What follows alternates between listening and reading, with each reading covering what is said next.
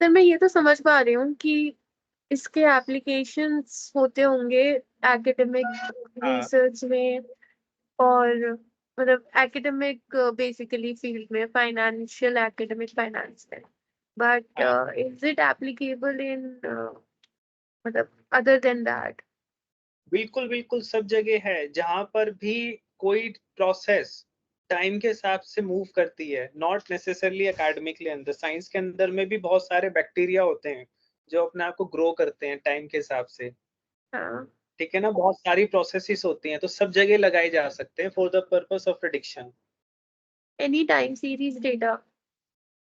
कोई भी type series, जरूरी नहीं है कि वो फाइनेंशियल हो, या बस चल फाइनेंशियल ठीक। में हम थोड़े इंटरेस्टेड होते हैं क्योंकि हमारा एमबीए वाला प्रोग्राम है, हाँ जी ठीक है। ठीक है।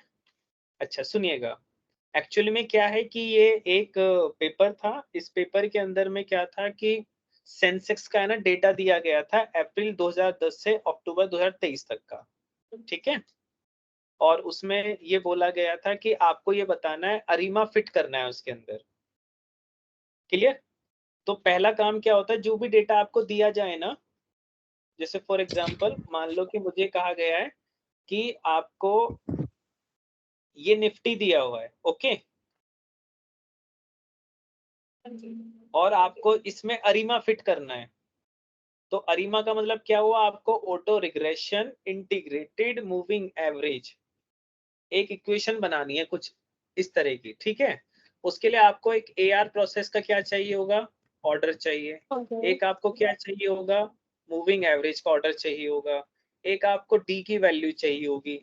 तो सबसे पहले यही पता कर लो कि डी कितना है। और मैंने क्या बताया था, डी कि कौन से अटेम्प्ट में आपकी सीरीज क्या हो गई, स्टेशनरी। अच्छा। तो अगर हमें पता करना हो कि स्टेशनरी है या नहीं है, तो आप क्या करो, नॉर्मल एक प्लॉट कर लो, हाँ जी ठीक है। तो इसको प्लॉट करके देखो, ये आपको कैसी नजर आ रही है, स्टेशनरी है सर। स्टेशनरी। स्टेशनरी है। इसका मेरी डी की वैल्यू यहाँ पर क्या मान लेनी चाहिए, मुझे 0। 0 मान लेनी चाहिए। चलो एक काम तो मेरा हो गया कि अरीमा में मेरी आई की वैल्यू क्या होगी, 0 होगी। एंड सपोज अगर मान लो कि ये ना होती, सपोज कर लो मैं रेंडमली कोई एक नंबर ले रहा हूँ, सपोज नंबर इज से 1 3 7 5 8 13, ठीक है। अब अगर मैं इसको प्लॉट करूंगा तो बताओ, ऑरेंज कलर वाली अब आपको स्टेशनरी दिख रही है क्या? नहीं सर, ये इंक्रीजिंग है। नो। इसका मतलब ये बनानी पड़ेगी मुझे स्टेशनरी, ठीक है। उसको हम कैसे बनाते हैं, हमें ना फर्स्ट डिफरेंस लेना पड़ता है। तो फर्स्ट डिफरेंस होता है ये नंबर माइनस प्रीवियस नंबर, ठीक है। बताइए यहाँ तक बात समझ में आई? तो क्या किया यस। बताओ मैंने, 7 में से 3 माइनस किया, 5 में से 7 माइनस किया, 8 में से 5, 13 में से 8, अगले में से पिछला नंबर हमने क्या कर दिया, सबट्रैक्ट। इसको फर्स्ट डिफरेंस कहते हैं। लेट अस चेक कि क्या फर्स्ट डिफरेंस स्टेशनरी है, प्लॉट करके देख लेते हैं एक बार। ऑरेंज कलर वाला तो था ओरिजिनल डेटा जो स्टेशनरी नहीं था। क्या ग्रे कलर वाले में आपको ट्रेंड दिख रहा है? तो उससे तो बेटर ही है सर ये। उससे तो बेटर ही है। तो इसका ना हम इसको मोर और लेस कह सकते हैं कि स्टेशनरी है। हाँ जी। तो यहाँ पर बताओ मुझे कितने अटेम्प्ट लगे स्टेशनरी करने में, एक ही स्टेप लगा। एक ही स्टेप 1। लगा ना, मतलब डिफरेंस कितनी बार निकालना पड़ा, बस 1। एक ही बार। तो यहाँ पर डी की वैल्यू हो जाएगी 1। ओह। नाउ सपोज मेरा ये नंबर भी स्टेशनरी नहीं आ रहा होता, तो मैं ना डिफरेंस का भी डिफरेंस निकाल देता। हाँ। तो ये नंबर माइनस दिस नंबर, ठीक है। तो अब बताओ, फिर से प्लॉट करके देख लेते एक बार। ये मेरा ओरिजिनल था, ये वाला नंबर था, और सर अभी भी नहीं है स्टेशनरी। ठीक है। नहीं अब और बेटर है, अब एटलीस्ट better जिस है, वैल्यू से हाँ, स्टार्ट किया था उससे तो बेटर ही है। है ना। तो इसमें भी अगर हम चाहते हैं तो ये मेरा सेकंड डिफरेंस होगा। तो हम बताओ कौन से टेस्ट से इसको फॉर्मली चेक कर सकते हैं। ये तो हम ग्राफ देख के बस अंदाजा ही लगा रहे हैं ना। हाँ जी। अगर मुझे फॉर्मली ही चेक करना हो तो हम कौन से टेस्ट से कर सकते हैं, अभी मैंने बताया था ऑगमेंटेड डिक्की-फुलर टेस्ट से। हाँ हाँ हाँ, तो उससे हम इसको कर सकते हैं। तो मान लो अगर ये सेकंड डिफरेंस होता तो मेरी डी की वैल्यू क्या हो जाती? 2 2 हो जाती। तो आई होप अब आपको डी तो समझ में आ गया होगा। यस सर एक बारी टेस्ट का नाम रिपीट करेंगे please, augmented augmented Dickey Fuller test.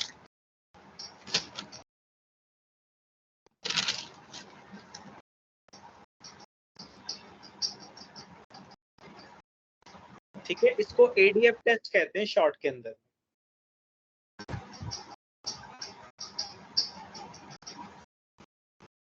ठीक है बेटा। Okay sir.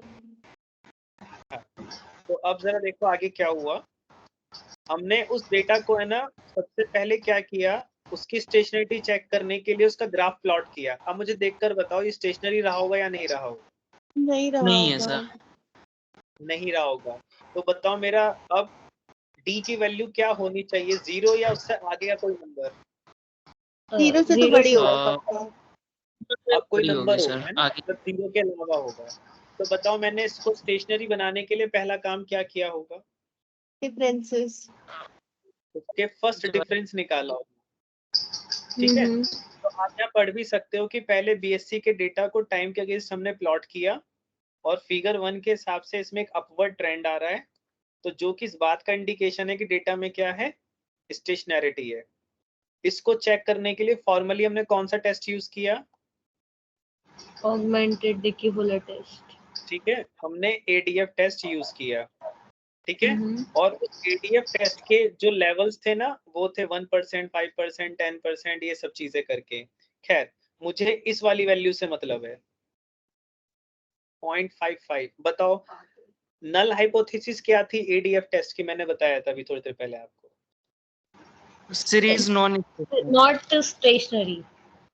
The series is series not stationary नहीं है।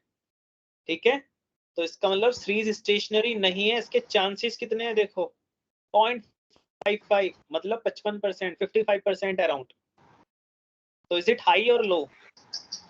It's It high. will depend on your alpha. It will depend on your alpha. हाँ, अल्फा तो 5% ही लेते हैं हम जनरली, है ना। तो बताओ 55% इज ग्रेटर देन 5%। हाँ जी, हाई। Yes. तो इसका मतलब प्रोबेबिलिटी इज हाई। तो इसका मतलब कि डेटा क्या है, स्टेशनरी नहीं है, जो हमें किससे भी दिख रहा था। हाँ हाँ जी, ट्रेंड से भी दिख रहा था। इसका मतलब हमें जिस चीज पे शक हुआ था ग्राफ को देखकर, हमने फॉर्मली भी टेस्ट करा लिया। अब समझ में आया कि डॉक्टर का काम और लैब का रिलेशन क्या है। हाँ जी। तो ये एक तरीके से हम सबकी लैब है, जिसमें जाके हमने किसी को कहा भी चलो पहले टेस्ट कराओ फिर बात करेंगे। ठीक है। अब हमने क्या किया, फर्स्ट डिफरेंस निकाला। ठीक है, तो देखो फर्स्ट डिफरेंस ऐसा निकल कर आया। अब क्या लगता है आपको देखने पर? काफी स्टेशनरी है। Seems फिर से हम stationary. क्या चेक करेंगे, फिर से इस पे कौन सा टेस्ट लगाएंगे? ADM test. हाँ, लेकिन अब ध्यान रखना एडीएफ टेस्ट अब ओरिजिनल डेटा पे नहीं लगाना। अब कौन से डेटा पे लगाओगे? फर्स्ट डिफरेंसेस पे। हाँ, फर्स्ट डिफरेंस पे लगाएंगे। तो देखते हैं फर्स्ट डिफरेंस पे फिर क्या आया। Now the augmented Dickey Fuller test की प्रोबेबिलिटी कितनी आ रही है? 0 आ रही है। 0. इसका क्या मतलब हुआ? इसका मतलब एच अल्फा इज ट्रू, मतलब Stationary- आपका अल्टरनेटिव हाइपोथेसिस इज एक्सेप्टेड। हाँ, तो इसका मतलब मेरा एक ही अटेम्प्ट में क्या हुआ, डेटा क्या हो गया, फर्स्ट डिफरेंस लेने पे Stationary. स्टेशनरी हो गया। stationary हो गया। तो मेरा जो अरीमा मुझे लगाना था उसमें मुझे डी तो मिल गया, हाँ, डी मिल गया आपका 1। 1। अब बताओ मुझे क्या और ढूंढना है। अब आपको P. चाहिए P और Q, जो कि आपको मिलेगा आपकी PACF और ACF ग्राफ से। तो अब हमने क्या किया, उसी डेटा को यूज करके बताओ कौन सा डेटा, डिफरेंस वाला या ओरिजिनल डेटा?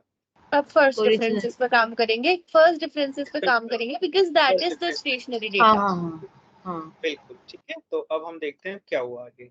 तो हमने AC और PAC फंक्शंस निकाल लिए उनके, राइट। तो एक बार जरा इसका नीचे डायग्राम देखो। हाँ जी, बिल्कुल ऐसे ही आ रहा है। तो मैंने बताया आपको कि AR तो यूज होती है, उसका ऑर्डर निकालने के लिए कौन सा डायग्राम यूज करोगे आप? PACF। PACF. और MA का ऑर्डर निकालने के लिए क्या यूज करोगे? ACF। ACF। तो चलिए बताइए, ये मैं कौन सी के लिए यूज करूं, MA के लिए या फिर AR के लिए? MA के लिए। MA के तो लिए ये MA. वाली MA के लिए होने वाली है, और नीचे वाली चीज किसके लिए होने वाली है? AR। PA. ये AR के लिए, Yeah. ठीक है। Got it. यस। यस अब यहाँ पर है ना, ये जो नंबर है, मैंने कहा था जो स्पाइक्स को क्रॉस करना शुरू कर दें, वहीं पर शक हो जाना चाहिए आपको। तो देखो, हाँ एक जी। आपको यहाँ पर करीब करीब है, एक ये करीब हाँ। है, ठीक है, ये क्रॉस कर रहा है। तो अच्छा है कि हम बजाय ऐसे देखें, हम इसकी जो टेबल थी उसको देखते हैं, हाँ, उसमें जो स्टार मार्क्ड होते हैं। ठीक है। सो ACF बताओ किसके लिए था? ACF आपके MA के लिए। MA के लिए। ACF MA के लिए है, और ये किसके लिए है? AR। इसका ये मतलब हुआ, ये सिग्निफिकेंट है, यानी कि टाइम में 7 मंथ्स पीछे, Okay. ठीक है। और एक यहाँ देखो, 19 12 12 है. 12 पे तो उधर वाला है। आप यहाँ पर, यानी कि एक ये वाला पॉइंट होगा, Okay. और एक 30 सेकंड। 32. 32 पे, राइट। अच्छा, तो MA की कितनी पॉसिबिलिटी हो गई अब आपके पास? 3 हो गए। तो Q में भी 3 पर 7 19 32 19 19. और 32, राइट। ओके, चलो अब एक बार PACF पे आओ। PACF पे 12 एक है, 12 पे तो यानी 12 जो P का ऑर्डर है वो 12 है। ओके, और कोई नहीं। अब आपको क्या करना है, कंबाइन करना है, अरीमा निकालना है। So one possibility is this, you take 12 as P। P कितना रह गया हमारा? 1। और Q की जगह ले लीजिए 7। This is the first model, okay. Now और यू कैन 12 1, बताओ। 19 ठीक है, ओके। और 12 यू कैन 12 1 1 32 32। यानी कि अगर हम जो डेटा हमें दिया गया था, उसमें जो डेटा स्टेशनरी हो गया, दैट मीन्स फर्स्ट डिफरेंस आया, उसमें हो सकता हम इस वाले मॉडल को लगाएं, या हो सकता हम इसको लगाएं, या हो सकता हम इसको लगाएं। तीनों मॉडल है ना, कैंडिडेट्स बन गए हैं, कॉम्पिटिटर्स बन गए एक दूसरे के। तो सीट एक है, दैट मीन्स हमें इनमें से कोई एक ही मॉडल चूज करना है जो इन तीनों में क्या होगा, बेस्ट होगा. सबसे बेस्ट होगा। तो यहाँ तक बात समझ में आ गई आपको? तो अब जरा इस वाली चीज को देखिए कि जब हमने मॉडलिंग करी, तो मॉडलिंग करने पे नाउ यू कैन सी कि ये कहाँ से आया। अब आपको ये भी पता, हाँ जी, हाँ जी, यस सर अब आपको ये भी पता है ये कहाँ से आया। हाँ जी। अब बताओ, अब हमारा काम क्या है कि अब हमारे को 3 बहुत बढ़िया कैंडिडेट मिल गए हैं, तो अब उन 3 में से भी क्या करना है हमारे को, बेस्ट चूज करना है, राइट। तो एक बार मुझे बताओ कि जैसे ये लिखा हुआ है 1217, इसको अगर इक्वेशन की फॉर्म में लिखना हो, जैसे 1217 को, तो जरा ऊपर देखो हमने क्या लिखा था। हाँ जी, हाँ जी। तो अब आप समझ आपने पा रहे हो कि लिखा है। अगर वहां हाँ। पर ऑर्डर है 12, तो इसका इसमें मतलब क्या 12 हुआ? 12 हाँ, टर्म्स 12 बनेंगे तक इसमें। पीछे जाना है। हाँ, क्लियर? ओके। और मूविंग एवरेज में कितना पीछे जाना है?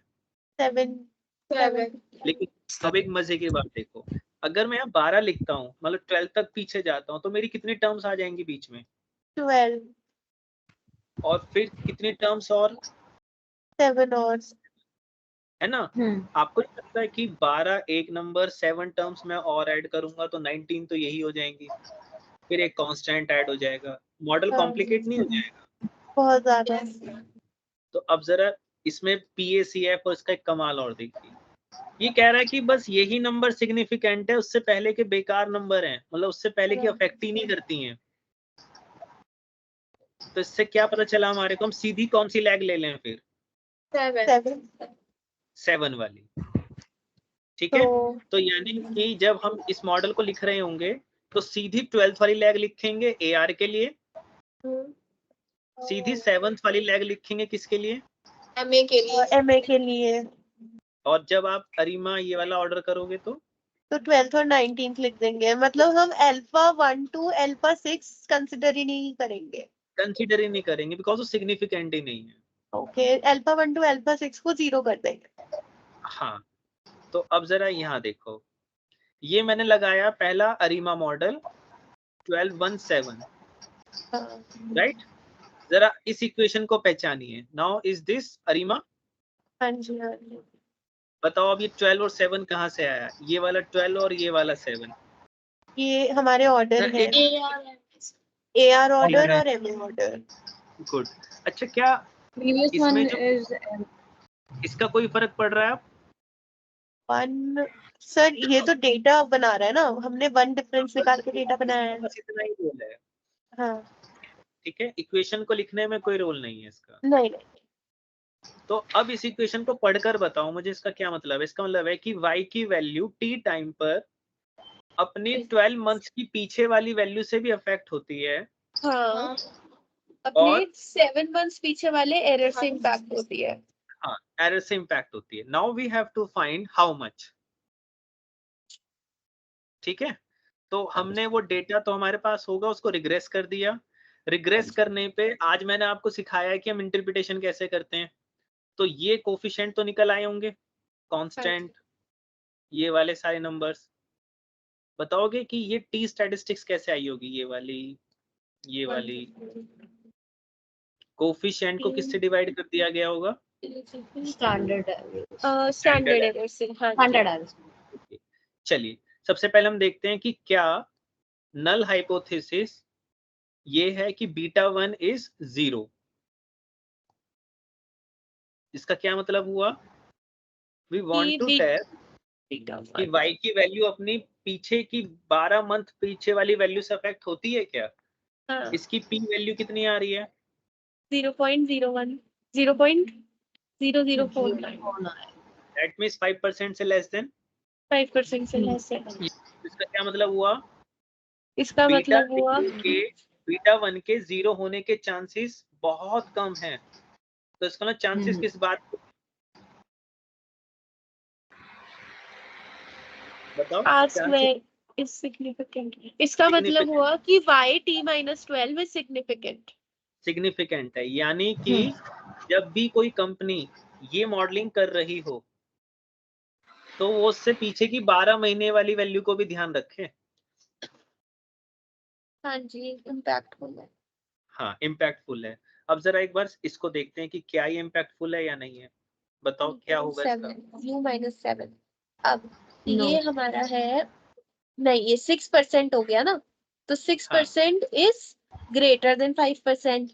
इसका मतलब H0 is accepted and H0 बोल रहा है कि B1 इज 0, मतलब B(u)(t-7) इज 0। हाँ हाँ, B2 इज 0। इसका मतलब कि ये जो है ये इम्पैक्टफुल नहीं है, दिस इज नॉट सिग्निफिकेंट।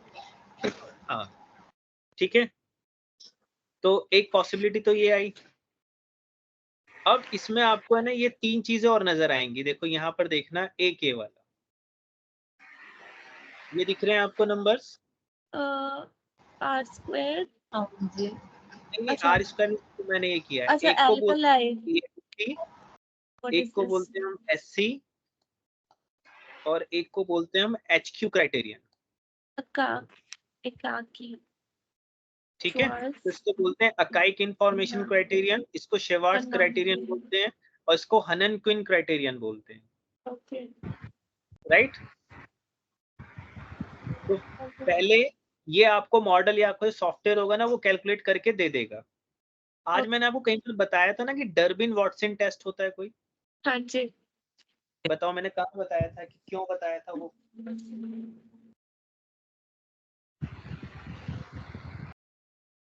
वो सीरियल कोरिलेशन को पता करने के लिए होता है, हाँ हाँ है ना। चलिए अच्छा, यहाँ पर आपको एक चीज और दिख रही होगी, R square, adjusted R square, is it a multiple regression और simple regression? This is multiple regression. Multiple, तो मल्टीपल में which one is best, R squared और adjusted R square? Adjusted R square को देखते हैं मल्टीपल में। ठीक है, तो इसका मतलब ये नंबर क्या बता रहा है आपको, 0.05? इट शोज कि जॉइंटली दोनों के दोनों, हाँ what is the goodness of it R square is significant और नॉट? और नॉट। आर स्क्वायर सिग्निफिकेंट है या नहीं है, ये कैसे पता चलता है? ये एफ वैल्यू से पता चलता है, एफ स्टैटिस्टिक्स। वैल्यू कहाँ पर है, यहाँ देखो ये रही, इसमें एफ वैल्यू है ये नहीं, Statistics 3.9। ठीक है ना। अब आपको ये समझ में आ रहा होगा लॉग लाइक्लीहुड जैसा नंबर कुछ है तो इसके भी क्या मतलब हो सकते हैं। हाँ ये इन्होंने MLE के लिए किया होगा। फिलहाल जो हमारा भी ऑब्जेक्टिव है वो है ये जो AIC, SC और HQ है, ठीक है। अब मैं आपसे चाहूंगा, अब इस ग्राफ को नहीं देखना, मुझे अब इसकी इंटरप्रिटेशन बताइए। ये मेरा दूसरे वाला कैंडिडेट है, इसकी इंटरप्रिटेशन हाँ okay. So considering my alpha is 5%, considering my significance is 5%, this is greater than 5%. नहीं sorry, this is less than 5%. This is 0.5%. इसका मतलब कि आपका YT minus 12 is significant. So this is yes, yes significant. ठीक है? हाँ And then we have what is this? 2.7%. 2.7% is also significant. हाँ. ठीक है ओके। इसकी 3 क्राइटेरियन है, वो ये वाले हैं, ठीक है, इसको मैंने मार्क कर लिया यहाँ Okay. पे, ओके। अच्छा, इसके आर स्क्वायर और एडजस्टेड आर स्क्वायर को भी मार्क करें, ठीक है। ठीक है। अब जरा नीचे वाले पे आओ, इक्वेशन को देखो क्या है, या सही हाँ लिखी जी, गई है? हाँ जी। T minus 32 ठीक है। ठीक है, सिग्निफिकेंट है या नहीं है? 1.4% significant, 4.8% significant. तो ये भी सिग्निफिकेंट है, तो ये भी सिग्निफिकेंट और ये भी सिग्निफिकेंट, ओके। एक मुझे 3 क्राइटेरियन है, इनको सिलेक्ट करना है ठीक है। और एक इन वाली वैल्यूज, राइट। जरा आप यहाँ पर आइए, ये मेरे पास था, जरा AIC को देखिए, बस AIC कितना है यहाँ पर है 17.58। हाँ ये कितना है, 17.57 कम हुआ है, कम बढ़ा है? कम कम हो गया। कम हुआ कम हो गया। और यहाँ पर और कम हो गया और बट कम ऑलमोस्ट सेम है। हाँ, और कम हुआ है ना। हाँ जी 590 से 4 हो गया वो। हाँ कम हो अब गया। जरा SC क्राइटेरियन को देखिए, मतलब दिस इज 17.6, 17.65 659 17.65120 कम हुआ ये 17.9 था 5 के बाद, 659 और और वो वहां पे आ 1 गया 652 ये 651 कम आ हुआ गया, है, कम हो गया। और ये भी क्या हुआ है, 64 हो गया। हाँ ये और कम हो गया। और कम ठीक है। HQ को देखो, दिस इज हाँ जी 17.6064, ठीक है। 604 ये है 47, मतलब 7, यहाँ पर 8, 6 सारी रखो जल्दी से।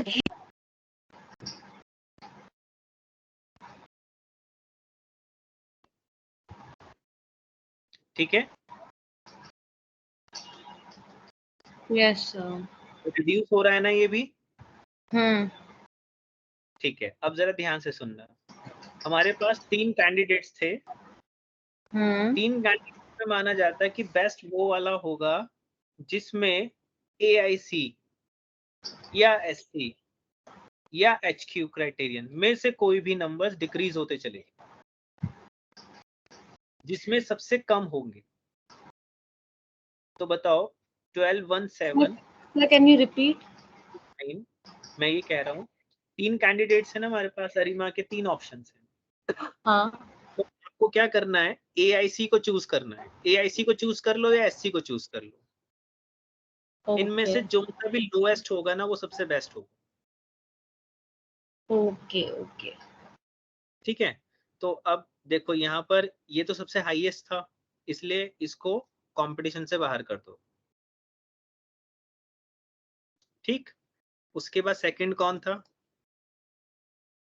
ये था, ये भी कंपटीशन से क्या हो गया, बाहर हो गया। सबसे लोएस्ट,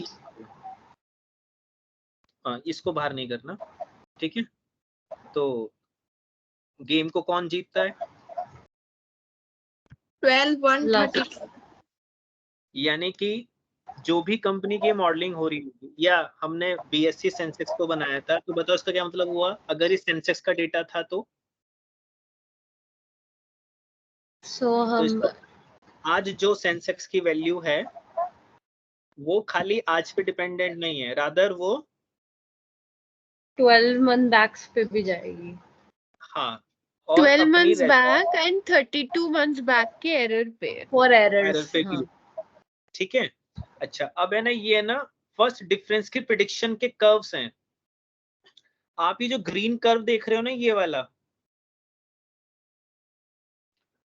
ये अरिमा की प्रिडिक्शन है, और जो रेड है ना वो एक्चुअल डेटा है। आप देखो कितना, मतलब ये जो भी मॉडलिंग हुई है, कितना करीबी करीबी मामले के अंदर ये इसको पिक कर पा रहा है। है ना। यस।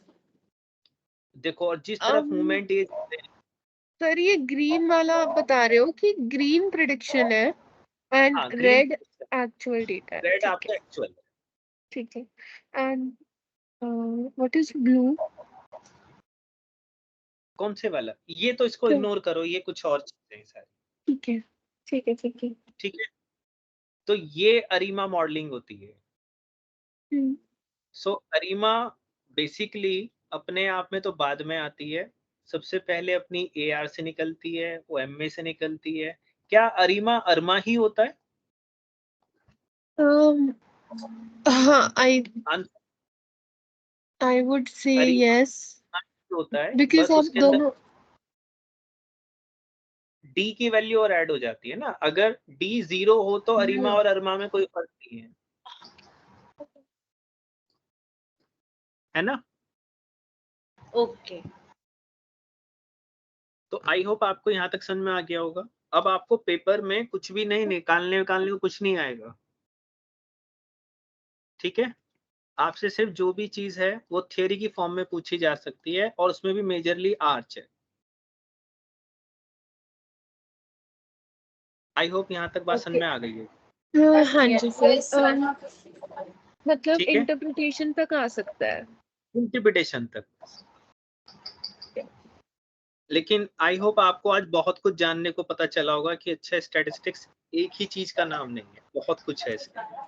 यस। है ना। और आप एक्सेल को भी देख रहे होंगे कि एक्सेल के अंदर में अपने आप में बहुत कुछ है, और हम बहुत लर्न कर सकते हैं इन चीजों से। ठीक है, तो जब आप MBA हो जाएं, सो आई वुड सजेस्ट कि आप है ना गुजराती जो बुक है एक इकोनोमेट्रिक्स की, उसको जरूर पढ़िए। ठीक है, और बहुत डीप में पढ़िए। ठीक है, और एक्सेल को बहुत अच्छे से अंडरस्टैंड कीजिए, आपको बहुत अच्छा लगेगा, बहुत सारी चीजों को जानने की मतलब अपॉर्चुनिटी है आपके सामने। ठीक है, अच्छा, सर बुक The का नाम गुजराती, बेसिक्स ऑफ इकोनोमेट्रिक्स, ठीक है। अच्छा, अब एक लास्ट थिंग जिन बातों पे आपको ध्यान रखनी है वो है कि आपको किन किन चीजों पे बहुत ज्यादा ध्यान रखना है। एक आपको इंटरप्रिटेशन ऑफ रिग्रेशन, ठीक है, चाहे वो सिंबल वाली हो चाहे फिर वो मल्टीपल वाली हो। आपकी जो अजम्पशंस हैं, अजम्पशंस किसकी, क्लासिकल ठीक है। आपको ध्यान रखना है आर्च के बारे में,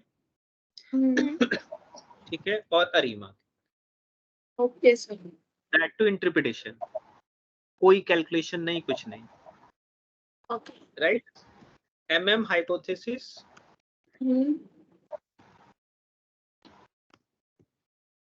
EOQ,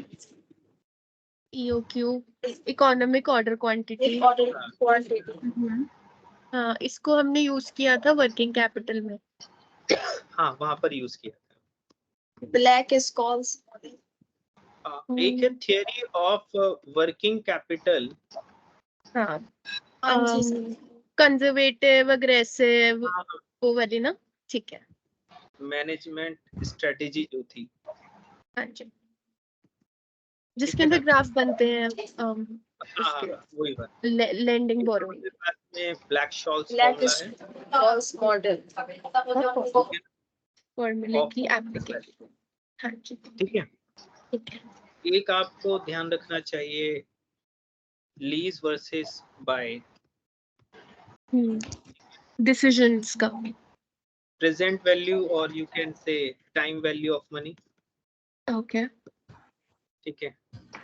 और लोन के बारे में, अब ये लोन से जुड़ी हुई बहुत सारी चीजें हो सकती हैं, जैसे कि एन्युटी हो सकती है, ठीक है ना, एक्सेल के फॉर्मूले हो सकते हैं। इफ यू रिमेम्बर हमने पढ़ा था एक IPMT, PPPMT, ठीक है हाँ ना, जी, हाँ इसके जी, हाँ जी। फॉर्मूले पढ़े थे। और हमने ये भी पढ़ा था कि लोन को एमोर्टाइज कैसे करते हैं, किस तरीके से चीजें निकाल सकते हैं, यस सर। है ना, ये सब। और हमने क्या पढ़ा था, और वर्किंग कैपिटल मैनेजमेंट हो गया। हाँ, ये जो आप टाइम वैल्यू देख रहे हैं ये वाली, इसी के अंदर में बॉन्ड वैल्यूएशन है, इक्विटी की वैल्यूएशन है, ठीक है ना, एटसेट्रा, ठीक है ना। और हमने क्या पढ़ा था, बस आई थिंक यही था। सर ये जो MM हाइपोथेसिस आपने, एक तो यूटिलिटी एनालिसिस कुछ मिला है मुझे। Capital structure theories, sir EBIT और EPS। कैपिटल स्ट्रक्चर थ्योरी, उसमें थी ना एक आपके पास नेट इनकम अप्रोच थी, हाँ ठीक है जी, ना, net operating income, net income, traditional approach, ठीक है ना, ट्रेडिशनल थी, और EBIT EPS एनालिसिस। एनालिसिस। इन टॉपिक्स पे आप बहुत ध्यान रखेंगे and along with the questions. Sir EBIT से क्वेश्चंस, वो देखो एक्चुअल में क्या है, EBIT है ना, आप कैपिटल स्ट्रक्चर पढ़ोगे ना उसी में कवर हो सकती है, ठीक है। EBIT, ठीक है, और CVP एनालिसिस, ठीक है। तो इसमें इंटरप्रिटेशन, ये सब इंटरप्रिटेशन है। MM hypothesis is so much important, इसमें आपका न्यूमेरिकल भी बनता है, थ्योरी अपने आप में बन जाती है। एंड यू नो इसमें एक प्रोसेस थी, आर्बिट्रेज प्रोसेस, हाँ जी, हाँ जी, आर्बिट्रेज प्रोसेस। इस तरह का है। न्यूमेरिकल एक आपको ब्लैक शॉल्स फॉर्मूले में दिखेगा, EOQ से, ठीक है, EOQ में आपको न्यूमेरिकल दिखेगा,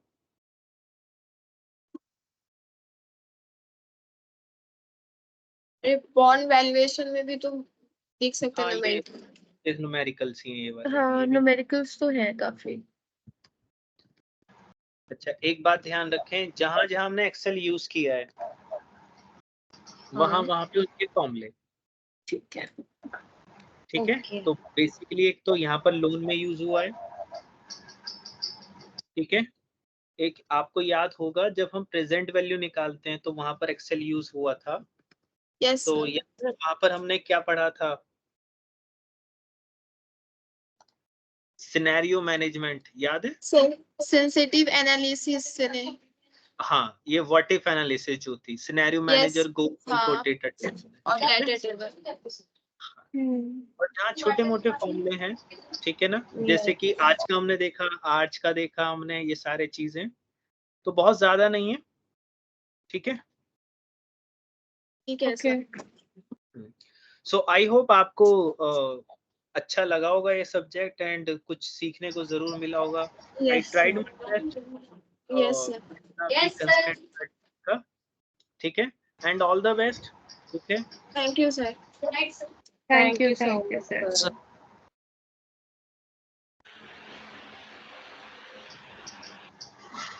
Sir, हाँ, कुछ पूछना है आपको? sir guards नहीं है? हाँ, गार्च मत करिए। Okay. Thank you, sir. गार्च भी मत करिएगा, ई गार्च भी मत करिए।